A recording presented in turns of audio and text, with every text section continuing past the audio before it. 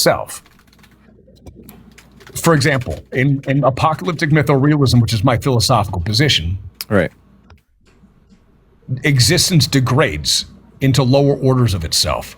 So existence degrades into transistence, which degrades into persistence, which degrades into consistence, which degrades into substance, which degrades into insistence, which degrades into resistance, which is the lowest participation in the category.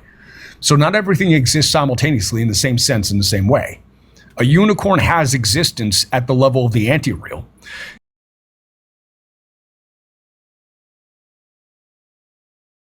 Right. No, God's love is the only thing that actually exists. which I just want to say, like, yeah, no, I mean, I'd have to unpack some of those words that you used. Sure. But assuming I understand what you mean, yeah, I agree. Cause like, and I think what you've just said is important, as the law of non-contradiction is concerned, because to say that unicorns exist can be true depending on the sense, which is like within those categories. 100%. Correct. Yeah. Right. Yeah. So I agree with you there. Okay. You know, we might actually have a more interesting conversation if we just talked about our views back and forth rather than try to fight each other. We might actually get somewhere. Sure. Well, sure. Let's entertain it. What do you want to discuss? Sure. I think that if you gave me an opportunity to explain my point of view, I could convince you to believe that God is real. Sure. And I just want to start this by saying that you use a lot of terminology that are kind of like jargon. And so I will have to ask a lot of clarifying questions. So if I interrupt you, it's not because I'm just being a jerk. It's truly just to understand you. Could we agree that we're going to make an honest effort to take each other charitably here? Sure. Yes. Okay. Not sure. Yes. I will make that effort if I see that you're making that effort. The only reason why I try to become a total son of a bitch is if I get the sense that the other person is trying to keep a worldview alive and they're panicking, but they won't budge on a point to which is self-evident. That's when that's when the claws come out. So I'll do my best to avoid that. Sure. Yeah, and I will say, just like we've talked last time, I think we've talked a couple times, but I said that your demeanor toward me has been different than our like initial interactions, and I've appreciated that. So I want to maintain that. So allow me to tell you what I believe God to be. Sure. And again, I may interrupt you if I don't understand something. So sure. I believe God is the metalogical structure of all logically possible paradigms of fantasy and reality. So as you know, I keep a spreadsheet, so I'm going to read that back to you, make sure that I accurately represent what you've said. You said that what you think God is the metalogical structure of all logically possible paradigms of fantasy and reality. Correct. Now, if you pay attention to that statement, there can be no proposition which is outside of that statement.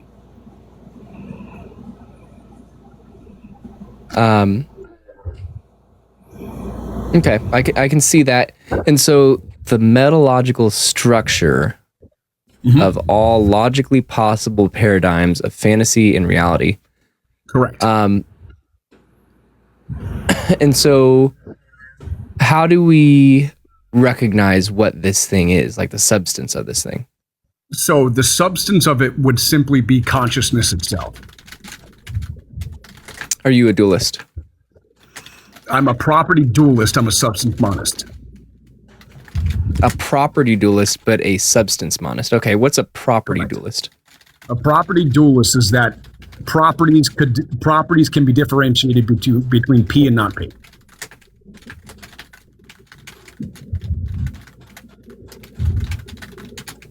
Hold on. Right. Okay. So property dualist, properties can be differentiated between P and not P. Can you give an example? Sure. Heat can be differentiated from what isn't heat. Got it. This is spoke with a guy recently about this, but it's like that we don't. Well, okay. I'm not going to go there. So now to clarify, God is the architecture of the process of differentiation. God is what? in this particular instance, and where I formulated the proposition, God would be the architecture. It would be the psychocognitive architecture that is employed in the process of rendering that differentiation.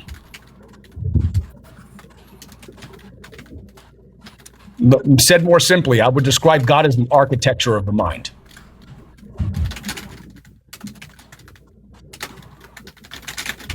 This is sounding like Tag. It's not. Tag itself would have to answer to these rules. So I'm not. I don't believe in the transcendental argument of God. I don't find it particularly convincing. I find a lot. Let me give you some. The Tag could be falsified this way, and this is why I'm not a proponent of Tag. The transcendental argument for Tag attempts to state that logic itself needs to be grounded on God, which is true, but irrationality is not grounded in God, and irrationality itself exists, which means there's something outside of the purview by which you could ground it on God, which sets up an alternative ontological space, which is diametrically opposed to God, which still allows for the possible falsification of the event. Say that one more time. So let's say I formulate a proposition which is self-evidently the case. In order for the proposition to be self-evidently the case, its alternative must also be self-evidently not the case. Now, can you give an example? Can you give an example? Sure. For example, this is a statement. Okay. The fact that it's a statement is self-evidently the case. Now, if I make the statement, this is not a statement, that is self-evidently not the case. Mm-hmm. However, in order for the statement of the opposite to be not the case, and yet if it's going to curry or traffic meaning, it must have an object of reference, which is not the case. Now, that's a little bit convoluted for people to understand. No, I think I'm... Sorry, go ahead. Right. But I think I am tracking. Good. So it requires an enormous amount of cognitive flexibility to be able to imagine these things. Now, in the field of logic, especially with respect to normative logic, if you're going to actually formulate propositions which have objects of reference which are not the case, it's only possible to have coherent statements with objects of reference which are not the case unless the objects of reference exist in counterfactual worlds, which are logically impossible but illogically possible. Nobody talks about the illogically possible. So, in this particular instance, can I interject real quick? So this is what I hear a lot. Like when people describe, like the Thomistic God, for example. To me, you mean the statue God of Aquinas? Right. To me, that is a God. I have a lot of issues with that conception. Yeah, but like, sure, I think we could grant that if you appeal to dialetheism. Sure. But like, I just don't find that pragmatic. But I think that's what you're basically saying, right? Is that illogically? What did you say? Illogically logical? There's logically possible worlds, but then there's illogically possible worlds. And right, and I think God, like the description of the Thomistic definition of God, would be an illogically possible thing. So sure, if you appeal to that, I would agree with you. I would agree with you on that. I would absolutely agree with you on that. So, but in this particular instance, what we're dealing with is that a fundamental and ultimate and transcendental reality must be a reality that grounds both the logical and the illogically possible, which means it must be a transcendent unity of fantasy and reality. And that's where I situate God. God is the archetypal variation space by which is a maximally great space of all states conceivable, logical and illogical, real and factitious. Factitious does not mean pertaining to fact. It means having the appearance of a fact, but is actually spurious. And that God in that archetypal variation space is that maximally abstract space of all states conceivable. And now if you grant God merely as the maximally abstract space of all states conceivable, then in that particular instance, it becomes logically impossible to argue against it, because every argument to which you could have, which might actually be a quantum mechanical argument, which would beg the question of the Hilbert space, it might be a Newtonian argument, which would beg the question of a Cartesian space, would still all actually enjoin themselves as members of a maximally abstract space. And you cannot conceive of anything else greater than a maximally abstract space, because there's no space greater than that. that by which you could render a proposition. So God would actually have to be indistinguishable from, and hence identical to, that maximally abstract variation space. And that to me is what God is. It is the maximally abstract variation space of all states conceivable. And this would include intellectual states. This would include physical states. This would include anything that bridges the chasm between the intellectual and the spiritual. And when we're dealing with ideas of this caliber, it's no longer the fact that we're dealing with a theism which is sort of hokey pokey and willy-nilly. You start dealing with really powerful, terrifying questions of ultimate nature and fundamentality that it becomes a level of reality which is so deep that it terrifies the conventional intuitions of theists and non-theists alike. And to me, that's where the truth exists. When you start running into propositions that scare the shit out of you, that's when you start making progress, because I think the truth is terrifying. I don't think the truth is going to be something where we have any entitlement to feel like we'll be comfortable with it. Okay. So again, you did use some jargon that I'd really have to ask some clarifying questions, and I've quite frankly forgotten a lot of what you've said. But basically what I gathered from that is that it sounds like God, well, I don't know, because you describe God as being the only thing that actually exists. Right. Because I don't know. From my perspective, what you just said, it almost sounds... We're going to go for a walk for a little bit because I got to go to my car and get my charger, but we can keep talking. Go ahead. I'm listening to you. It almost sounds like you're describing God as just being a linguistic concept. Well, there's a certain element of truth to that. But that would be just the first order manifestation of the contents of this space. A lot of people don't know what language is. A lot of people just speak about language as if we have any understanding of what it is. So here's the thing. Let's just tell ourselves the truth. The universe is governed by physical laws and physical parameters.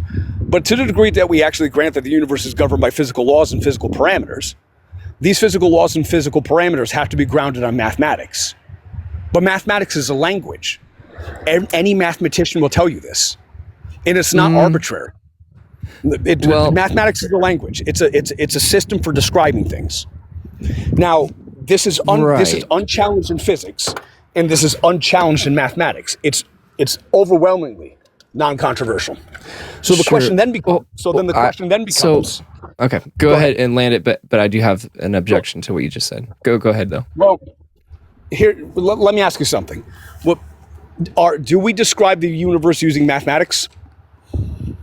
Yeah. That means mathematics is a language. Languages are what we use to describe things. Yes. Now are the laws of nature on the foundation of math? Okay. This is where my objection is because it sounded like you're saying that mathematics is prescriptively the case, but you also said math is how we describe the universe. So I would say, yeah, we use this system of mathematics to describe the universe, but I wouldn't say that mathematics exists. Like, it sounds like you're reifying mathematics and making it prescriptive of the universe, and I wouldn't go that far. There are certain circumstances to which we are actually doing that. The crisis is that what we've discovered with the advent of things like Schrodinger's field equations is that the descriptions by which we actually describe the universe are as determinative as the forces themselves. And what this means is that descriptions themselves are causal. And that means if descriptions themselves are causal, then the descriptions themselves have some sort of efficacy, which is metaphysically operant. And if that's the case, if you have metaphysically operant descriptive capacity, that means in some sense description is fundamental to potentiality in its expression. You said that descriptions are causal. Is that what you said? Certainly they are. What do you mean by that? Well, if I could cause things by describing them. What do you mean? Can you give me an example? Sure. I can cause you to have the idea that you're hearing my speech right now by describing you as an individual who is hearing my speech right now. And that's just a performative tautology that's impossible to deny. So the fact that I could describe you as a person who is cognitively experiencing my description of you, cognitively processing my description of you as someone who's being described, instantiates that description has the ability to causally interface with reality. And that wouldn't be possible if description itself, in some way, shape, or form, wasn't causally foundational to cause and effect. Now, this is why mathematics is so potent, and the inability to separate prescription from description at a fundamental level is one of the most vexing problems with respect to not only just general system science, but also with how quantum mechanics operates. In many different instances, the descriptions by which we use cause the experimental outcomes. Yeah. So my objection to that. So you said that you can cause me to think that you're speaking to me just by saying that I'm going to cause you to think that I'm speaking to you. But that's exactly what happened. Or at least, no, cause me to think about me thinking. Or you speak. What exactly did you say? Well, let's make it simple. Don't think about a red octopus. Right. So in this particular instance, statements can cause states. Yeah. So okay, this is the thing is what are I wish both Sidesing were in here because this would be a good one for him to join in on. But the issue that I have is that I think that words and like statements, propositions are fundamentally based on ostensive definitions. So it requires a referent. And so I think it's descriptive and then we extrapolate that out. So when you say don't think about a red octopus, it is causal in the sense, I guess you'd have to. I don't think anyone would disagree with you, but we actually have to sharpen up our language with what definitions are in terms of logic. Sure. What are definitions? So in terms of logic, I'm just trying to plug this in while I'm talking to you. So I don't want my phone to die. So if we're going to use logic in a classical sense, at least with respect to Aristotelianism, there are two different categories. There are names, and then there are definitions. Now, the technical term for a name in logic is called a definiendum. And the technical term for a definition in logic is called definiens. Now, the name predicates the boundary of a definition. The definition predicates the essence of what is being defined. Sorry, say that one more time. So the name predicates the boundary of a definition. And so the definiendum predicates the boundary of a definition. And the definiens predicates the contents of the definition. So to the degree to which the name is accurate, the boundary appears in the name. And to the degree to which the definition is accurate, the substance participates in the definition. So if you have an accurate definition of the number one is in some way, shape, or form ontologically present in the definition. Now, this goes back to Wittgenstein's picture theory, which any proposition or any picture of reality, in order to actually image reality, needs to have the logical structure, logical architecture of reality, merely just to represent it. So this is. So hold on, before you continue, I just want to understand. So you said that. Again, you go a little bit fast where I'm thinking about something before you continue. So you said to say again what you said about the number one when you make the proposition number one. Sure. So in this particular instance, you have a definiendum. A definiendum is that which coincides with the boundary condition of a definition. We call that. Hold on. Say that. I'm going to write this out. So when you have a definiendum, the definiendum is the term. Like, for example, atheism is a term, and that term has a boundary. Then there's a definition. The definition is the definiens. Now, what people don't tell you is that merely describing the atheism as the absence of a belief in God is a violation of certain logical rules. Namely, it's forbidden in logic to define something in terms of what something is not when there's an alternative positive definition available to be used. Because otherwise you end up walking into contradictions. Right.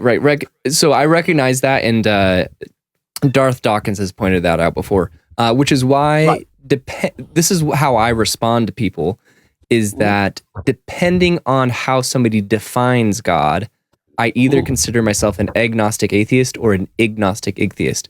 So if it's like the Thomistic definition of God, where you have to appeal to what you described as illogical logic, that is nonsensical to me. And so to that God, I am an agnostic atheist. I'm ignorant to that proposition. But if it is a concept of God that I can actually understand, I would consider myself an agnostic atheist, most likely, depending on how it's defined. So all I'm saying is I agree with you there. Okay. So what we need to do is that we need to give you not just odd reasons to believe in God, but I could give you knowledge of God. And I could give you cognitive knowledge of God, which will be in such that God's substance will be identical with the idea. And that's what I attempt to give you here today. Sure, I attempt to give you cognitive knowledge of God to which God's ontos is actually in common with your idea. And so how would you define God again? So, well, there's many different ways that you can define it. They're all valid. There's all valid descriptions. But in the broadest general sense, which is meaningful to most people, is that God is the metalogical structure of all logically possible paradigms of fantasy and reality. Of fantasy and reality. Okay. Another way to say that is that God is the architecture of all logically possible worlds.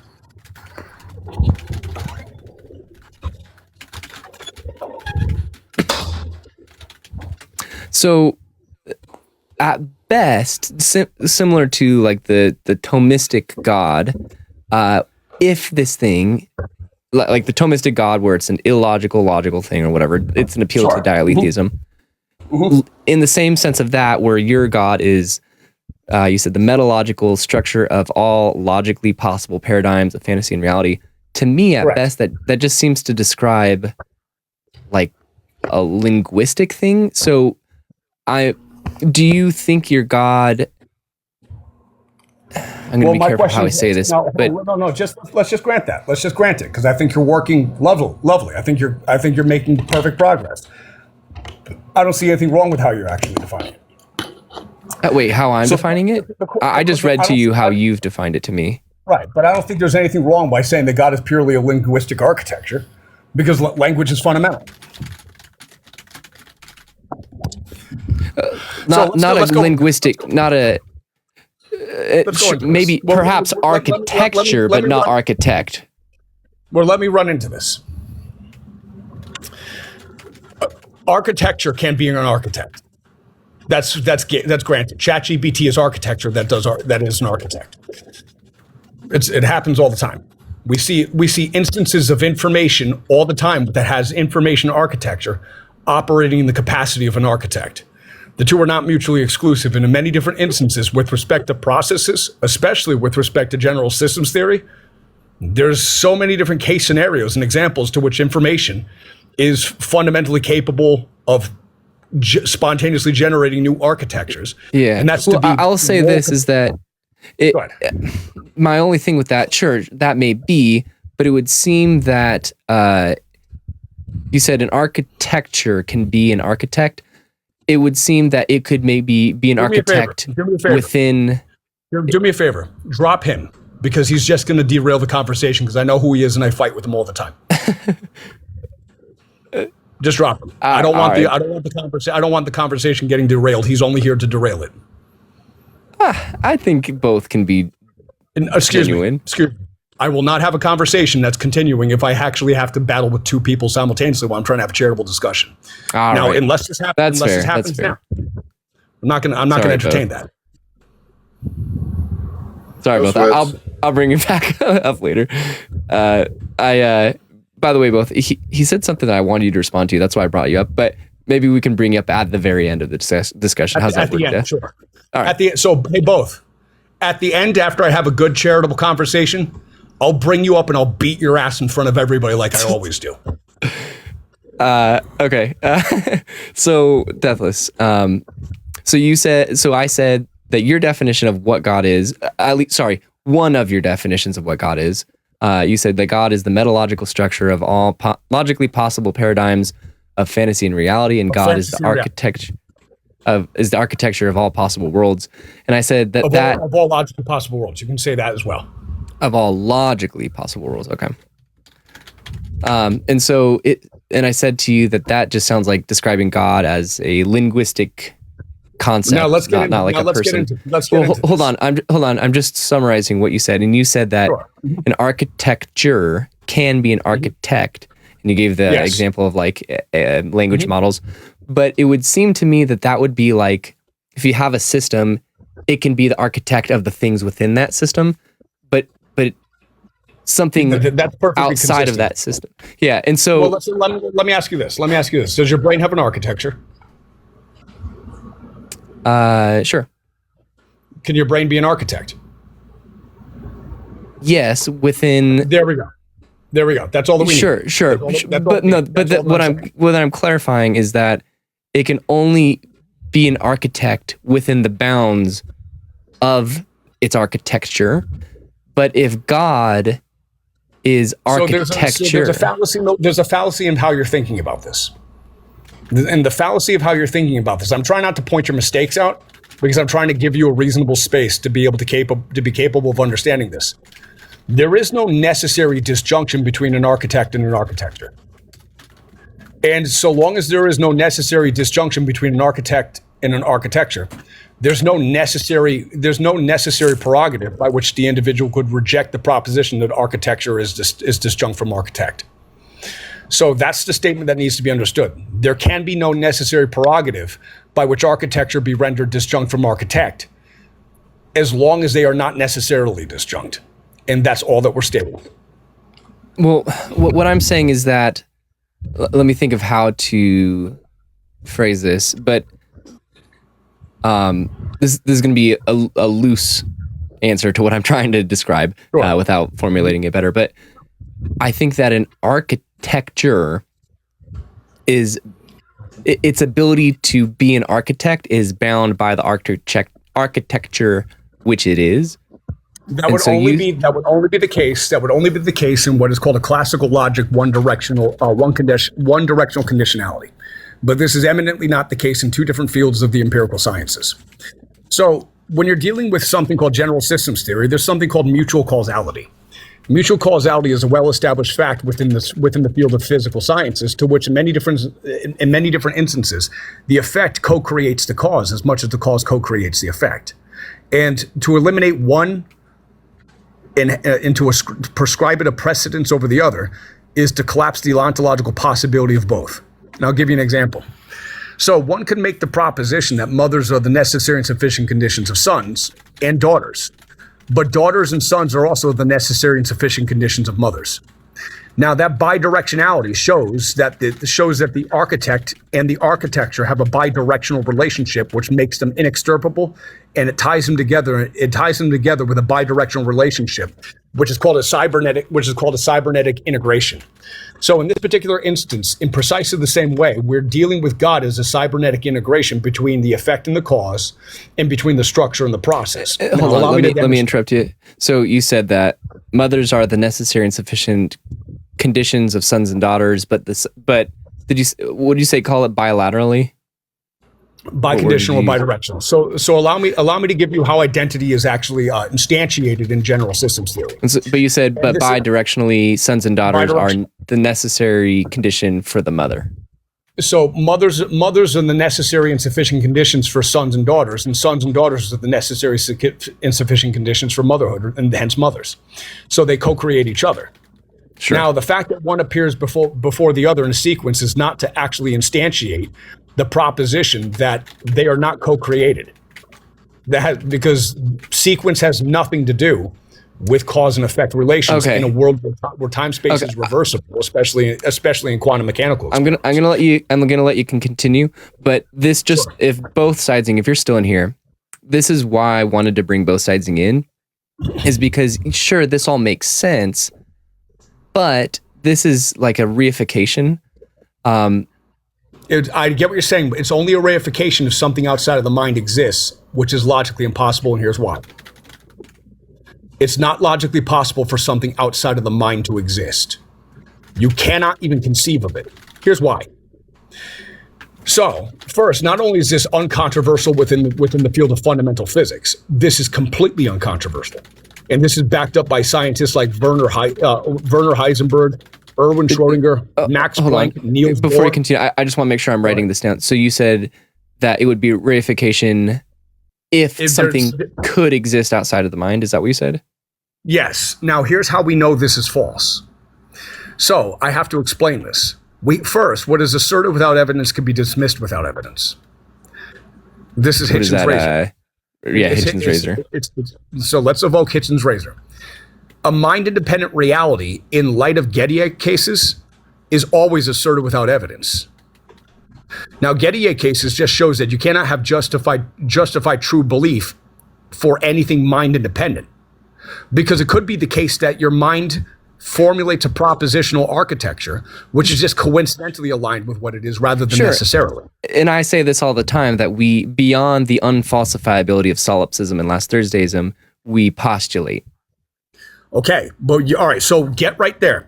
You're very close to where I'm going right now, because I'm going to get into a proposition which instantiates God as universal solipsism. God alone exists. And once you start to instantiate universal solipsism from the point of view, from the divine perspective of God, such that God alone exists, it becomes necessarily the case and unavoidable in all conditions. So, God is a solipsist. We have to grant that. Okay? Solipsism ultimately turns out to be the case. God alone exists. The mind of God alone exists. It differentiates itself into different perspectives locally. But globally, it is a solipsistic event. Now, from the point of view of God, Hold on. So God is a solipsist, but that would be a postulation beyond solipsism, and so no, not necessarily. As a matter of fact, I think the as opposite Corey itself said, would that be- is kind of begging the question. No, the opposite itself. Well, he's using the term begging the question inappropriately. No, People I- use it begging the No, I question. think- The term begging the question is inappropriately applied. I'll have to explain. Well, Hold on, but excuse me. do you Excuse me, agree hold that on, we excuse me, do? excuse Okay, me, excuse all right. Hey, go ahead. Begging the question only occurs when the definition itself, or is when the term itself is used in the definition. That's not what's being described. It's a at all. tautology, but sure, go ahead. No, hold on. Tautologies and begging the questions are completely different. Tautologies are necessary truths. There are no tautologies. We'll move that on are beyond begging it. the questions. Tautologies are the opposite of contradictions, and if something instantiates itself as tautologically, it also instantiates itself as necessarily true. All tautologies are necessarily true. The question is whether or not they're vacuous truths or significant truths. So the moment you grant that it's tautological to what you did, you granted the proposition to be necessarily true, but you've confounded it to be begging the question. So let's just honor that. Now let's get into this right here. If mind alone only exists, then from the identity of mind alone, solipsism is the case. Mind alone only exists, so from the point of view of mind alone, solipsism is the case. In this particular instance, once you grant that, you also grant identical with the proposition that if mind alone is the only thing that actually exists, all spaces and all times and all paradigms of space and time ground on mind, irrespective of where they occur in a sequence. And that's to instantiate that the universe was created in all conceivable spaces and all conceivable times with the spontaneous appearance of age from the point of view of God. And that no appeal to any past or any appeal to the future is even necessary for the proposition. So two propositions of mine are this: solipsism from the point of view of God, and from the point of view of God, everything came into existence right now with the seamless appearance of age. Now, once you grant that once you understand that these are intrinsic and necessary to any condition that actually operates with no respect to space-time, they are necessary truths. In the metalogical architecture of all logically possible worlds, the moment of consciousness is identical to everything appearing spontaneously out of ex nihilo now with the seamless appearance of age. So it requires no explanation. So not only does God require no explanation, but neither does his creation. It appears spontaneous. The statement that everything was created now in the mind of God with the seamless appearance of age requires no explanation. And it's a maximally economical perspective. Nothing requires an explanation. So many different instances, this completely takes off the table atheists when they demand that you be able to explain everything. You don't need to be able to explain anything at all ever again if everything conceivable spontaneously appeared right now with the seamless appearance of age, because that proposition itself is not only unfalsifiable, but it explains absolutely everything. Okay. Well, you said a lot, so a lot of things went through my mind, but I think what I've recognized is that this is maybe taking the scenic route to getting to the same conclusions that other people get to without all the jargon. But I think it is, so you said that God is a solipsist, but that would be a postulation beyond solipsism from your subjective perspective? No, that's a contradiction. Here's how and why. Is solipsism a logically possible worldview? Yes. Okay. If it's a logically possible worldview, could we grant it as a state as a logically possible state of mind in a logically possible world? Sure. Under the definition that God is the metalogical architecture of all logically possible worlds, the statement itself becomes self-coherent because the actual solipsism itself would be correspondent as a particular of the universal case, and that collapses the differentiation between one and the other into an undeniable omnitautology, which is necessarily true from all conceivable perspectives. So, do you believe that all logically possible worlds actually exist? The statement itself instantiates that they necessarily must, and here's how and why. Now, this is the point of view that tends to terrify everybody, but we actually have to get into the ugly implications about whether or not God exists. Modal collapse. So let me well, there's a way to circumvent the problem of modal collapse. Here's how and why. It's something called argumentum ad aletheum ultra, which is a fallacy that I actually What is it? Argument of what? No, it's a fallacy that I conjured. No, what is the name of it? It's called argumentum ad aletheum ultra. It's a fallacy that I conjured that allows us to circumvent the problem of modal collapse. So you made this argument up, the argumentum ad aletheum ultra. You made that up? Yes. Okay. So it's simply stating that the simple fact that all things are necessary and all states are necessary. Admitting the fact that all states are necessary is not admitting that they're necessary in identical senses. Sure. Okay, I will say this. As long as you grant that they're not necessarily identical, that they all could be necessary, but they're not necessary in identical senses, it circumvents the problem of modal collapse. Sure, I'll say this. This is like we're taking the scenic route, but this is basically the same conversations I have with many other theists. If we grant like the Thomistic God or argumentum ad aletheum ultra, which you said you made up, and where all logically possible worlds necessarily exist, sure, that may absolutely be the case. Maybe there is even substance dualism. But then it ultimately just comes down to what is pragmatic and like what is something that I can do with. And so it is whether or not this is the case. That's a different discussion. I get what you're saying. Right. So then it comes down to what is experientially relevant for me, and whether there is a world that actually exists necessarily. Right. Where unicorns poop. I'm glad that you're putting this up. So it's irrelevant to me. So it's just not experientially relevant. Let's tie it down. So now let's simplify all the propositions. Now that you understand some of the actual architecture by which you're going to need to be capable of thinking this. So first, let's grant that panpsychism is necessary. Panpsychism is necessary. It's necessarily true. Because the alternative is... Remind me, what is panpsychism? Everything is mind? Panpsychism is that you could only have evidence of consciousness itself as being the fundamental substance. And for that reason, because the alternative is impossible to conceive of without appealing to consciousness, it is necessarily the case that consciousness is the universal substance of all states imaginable.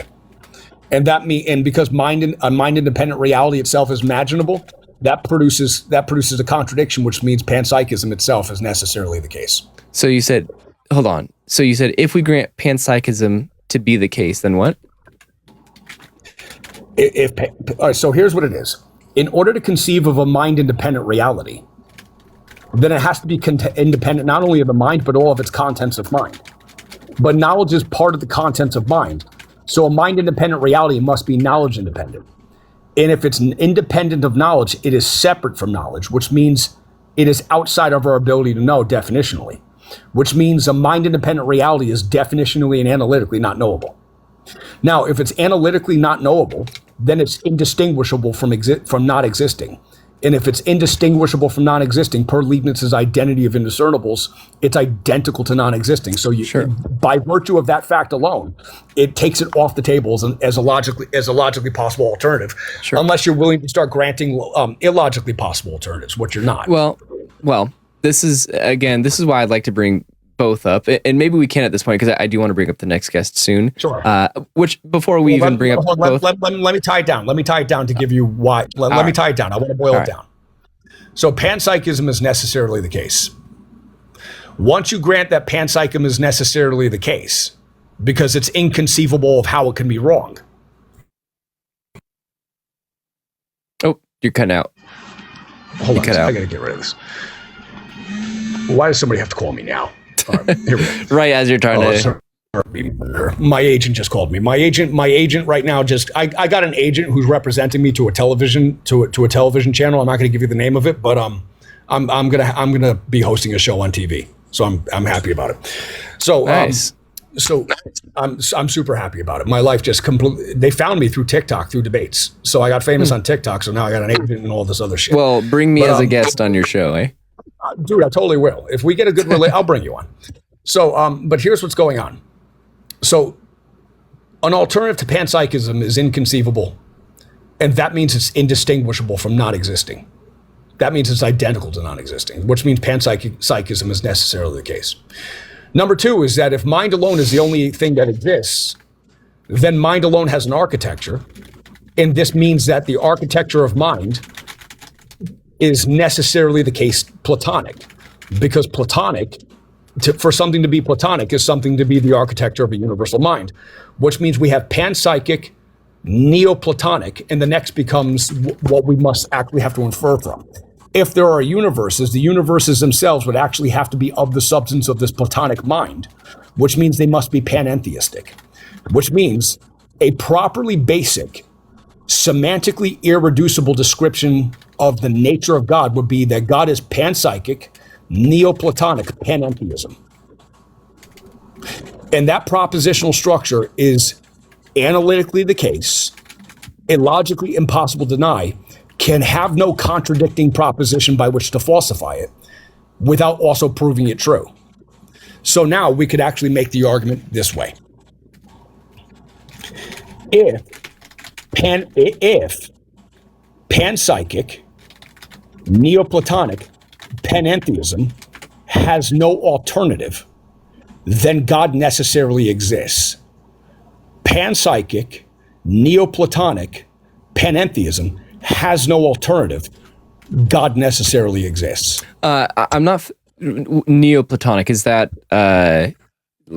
universals and particulars, or what is that? Yes, Neoplatonism is at the foundation of the architecture of logic itself. So when Aristotle formulated his logic, he formulated it as a way of actually mobilizing Plato's theory of forms into systems that were that could be technologized, and he called them categories. So whenever you're talking about categories, you're also talking about Platonic forms. And because logic itself is axiologically inseparable from Platonism, logic itself in all of its truths is metaphysically concomitant with Platonism.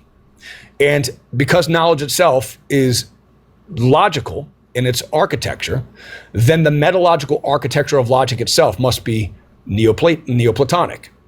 So these all become necessary truths. So in this particular instance, we can make the arguments this way.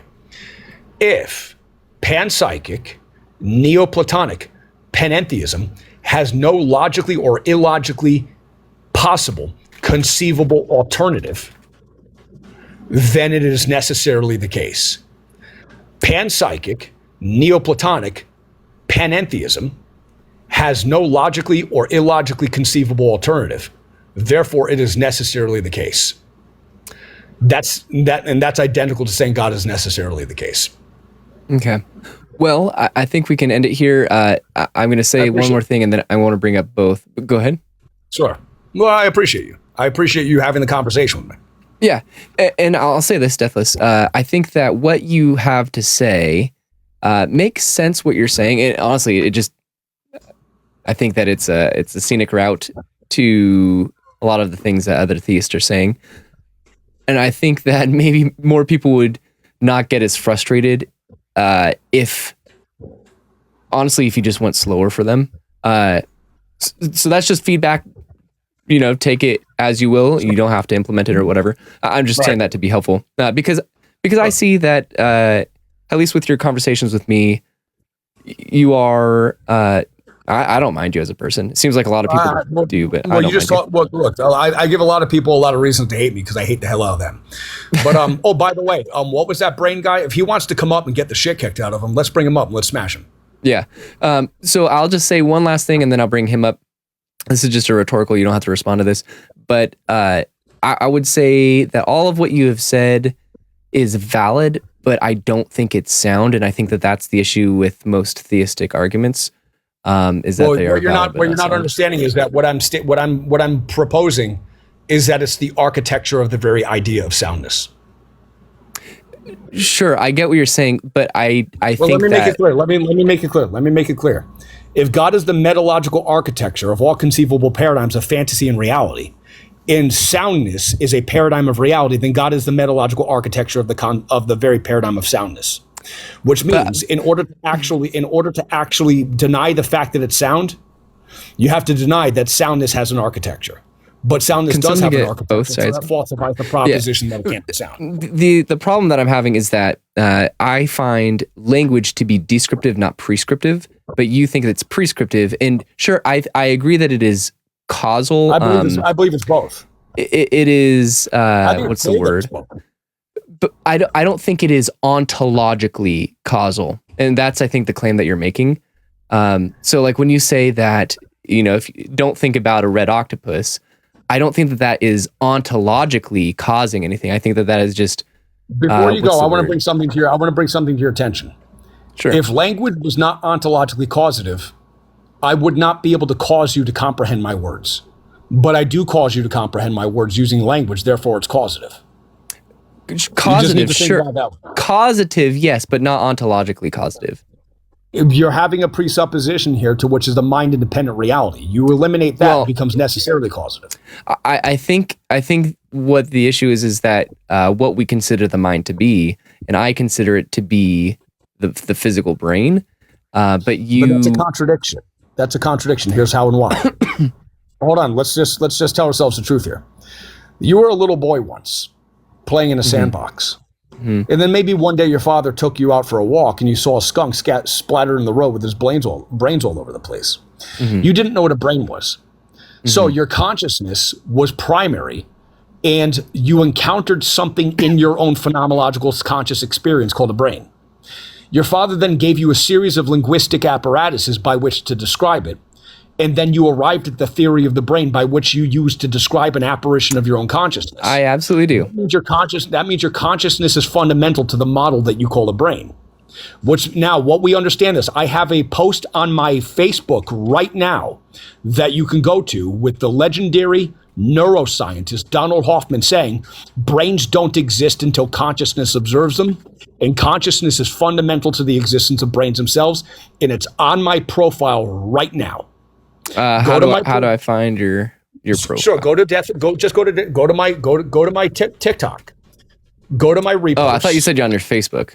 No, if you go to my TikTok and you go to my reposts, Donald Hoffman himself, the legendary neurologist, says that consciousness is the primary cause and the necessary sufficient conditions for the existence of brains, and that brains derive from consciousness, not the other way around. All right, well, I'll check that out. That said, I do want to bring up the next guest soon. Deathless, I just want to say I appreciate you, and I enjoy you. Oh, I'm going to wreck him. This is going to be the fourth time I ever wreck him. So both. So both, it sounds like he reifies and he considers language to be prescriptive. I reject that. I'm curious to hear your thoughts. I agree that language does have an effect in the way that we communicate to each other and we understand each other, but I don't see it having any kind of effect like directly from a mind itself, or that the word causes anything outside of communicating to another person. Yeah, but this is just the logical fallacy of an appeal to personal incredulity.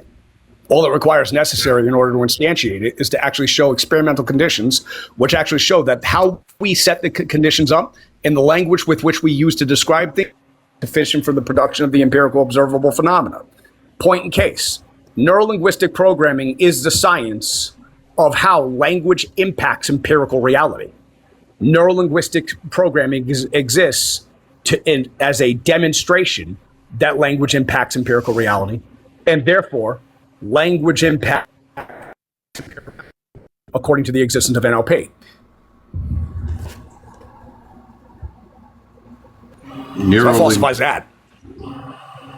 Neurolinguistic programming in regard to what? Neurolinguistic programming is a field of cognitive science, cognitive neuroscience, started by John Grinder and Richard Bandler, that shows that the language with which we describe reality causes reality to be furnished and populated with the actual ontological architecture of our language. By what mechanism? By mechanism of what is called psychocybernetic interfacing. Connecting a brain to a computer? Excuse me. It's not tying your brain to a computer. Cybernetics is how feedback and feed forward couple and produce novel and spontaneous emergence of effects which are incapable of being predicted from their first causes. I guess I'd have to read a paper on this. It's not something I'm familiar with. Well, what we do know is that the language, let me give you an example. Hold your hand in front of your face. Now, holding your hand in front of your face, I want you to say 5-finger hominid hand. Now, holding your hand in front of your face, rather than saying 5-finger hominid hand, I want you to say kindergarten Thanksgiving turkey. The language with which you choose to lens your phenomenology redirects the reference points, causing you to actually situate the experience in your head or in your consciousness in such a way that it causes the phenomenology of one series of variations to take preponderance over another series of variations, such that the generalization that you have, which is primary in consciousness, which corresponds with the language, ontologically suppresses the expression of alternative interpretations.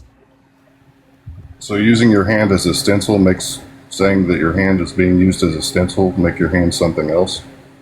That's not what was said at all. You said kindergarten Thanksgiving turkey. This is what's being stated. We put our hand on a paper. If I describe a car as an automobile with 4 rubber tires, then that's what you will begin to primarily notice about it. If I describe a car as a mechanical assemblage of atomic interactions with quantum exchanges, what you'll begin to actually observe under those linguistic apparatuses will be at a microcosmic level, such that your experience will change its scale according to the language with which you lens the phenomenology. So the language through which you lens the phenomenology populates your experience with what is objectively there. And in quantum mechanics, per the dual slit experiment per Thomas Young, this turns out to be the mechanism by which the entire apparatus of things being waves or particles is determined. The language with which we set the experiment up is uncontroversially known to impact the experiment.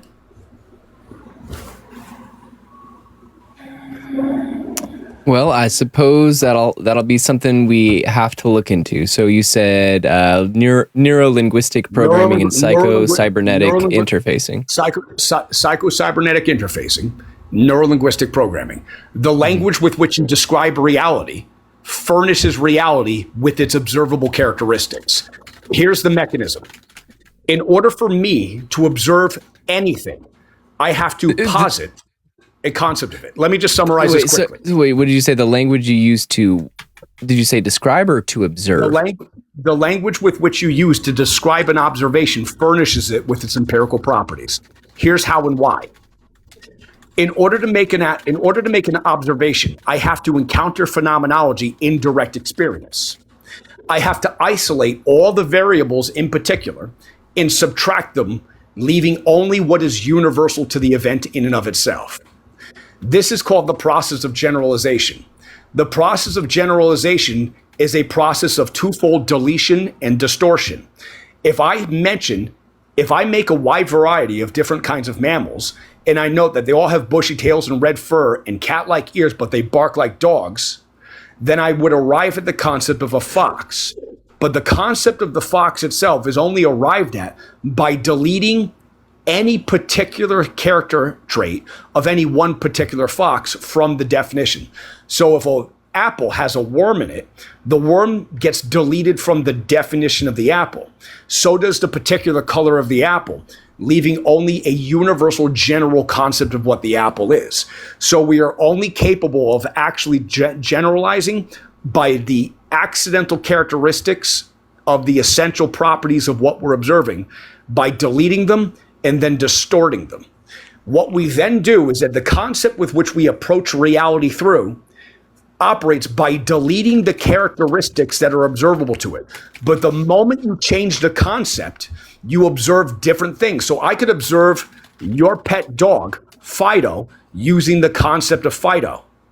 If I observe your pet dog using the concept of Fido, it's going to universalize across the actual description of the concept, Fido, and it's going to delete anything or distort anything out of the observability of the actual phenomenological architecture unrelated to the concept, causing your description to populate your direct experience coincidingly. Now, if I use a different concept, well, hold on. This is how I went. If I use a different concept where rather than talking about your dog Fido, I'm talking about it as a canine, suddenly the personality of Fido disappears behind the actual generalization of canine, so it's no longer observable. It becomes deleted out of the empirical experience, and only those empirical experiences which are coincidental with the general architecture of the category canine become observable. So the idea that by which you superimpose on your phenomenology causes your phenomenology to manifest and to furnish its empirically observable traits, which means you are never encountering reality in and of itself as it is, independent of your concept. It's the concept by which you use to apply to your reality that furnishes it with its physical characteristics, such that if you didn't even have a concept of the physical, you wouldn't observe physical things. You'd have a different series of observations and a different model by which to architecturalize it. Okay. So the question that I have is, does everything have a perspective? The universe itself, well, in Leibnizian monadology, yes. The universe itself would be fundamentally reducible to units of perspective. He called them monads. And this turns out to be the case in quantum mechanics. Okay. So everything has a perspective. It's not just that everything has a perspective. Perspectives are the fundamental unit of reality. If we're going to grant that science, the empirical methodology, is the fundamental ground by which we know things, and it's grounded on observation is grounded on perspective, which means perspective is fundamental to all science, which means even the atom itself is a point of view. And that means perspectives is fundamental even to science. Okay. Now, the moment you grant mathematical architecture the foundation of empirical observability, because mathematical architecture is a language, and languages themselves all have intrinsic to the ontological structure of their narrative apparatus by which they express truth, three fundamental perspectives: a universal first-person perspective, a universal second-person perspective, and a universal third-person perspective. Okay. Because a person is an identity of a perspective, then you build into it a triune perspectival meta-phenomenology as foundational to your own mathematics. And that builds in three persons into one phenomenology that are universal. Sound coincidence? Well, Deathless, perhaps we can pick up the conversation from here next time. Take care. I'll be honest, I'm at a point where I'm kind of checking out of the conversation, but that's not to say that I don't value what you said. Thank you. But obviously you've thought about these things a lot, and so it's quick for you, but these are things that I've got to think about like one thing at a time. And yeah, well, I appreciate you coming up. Wish you the best with your show, and talk with you next time, man. Yeah, we'll get it done. And I'll buy my baby a house. Ciao. All right, see you. Hey, both, what do you have to think about that?